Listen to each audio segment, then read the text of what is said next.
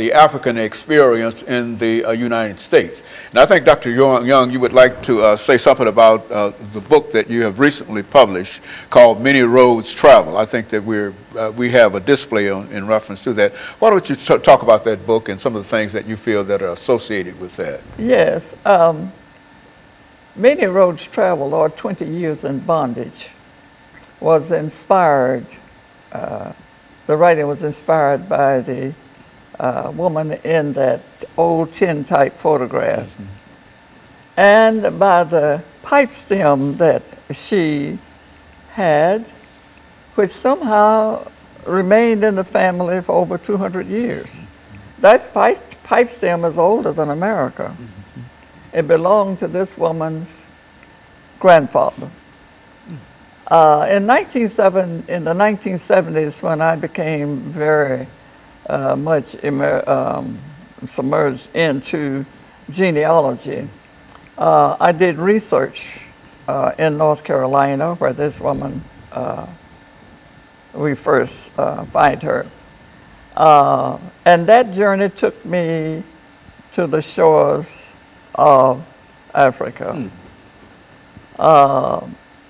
The book is historical fiction, which means it is a creative reconstruction of events, people, and places.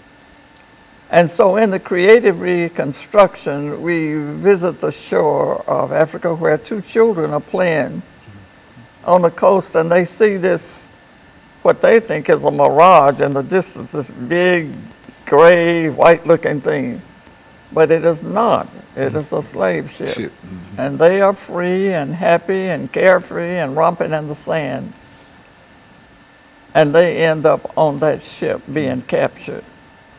This story takes the reader across the Pacific Ocean and onto that ship where, according to the Kirkus Book Review, the whole book is filled with hard truths and is a heartfelt read. I don't think you could find a writing that would be more intense and informative than this 6 weeks trip that this young woman endured on to Baltimore,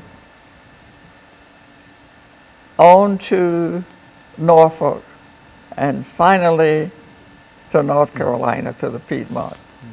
And there, the little town of Lincolnton, North Carolina, a free black community was established.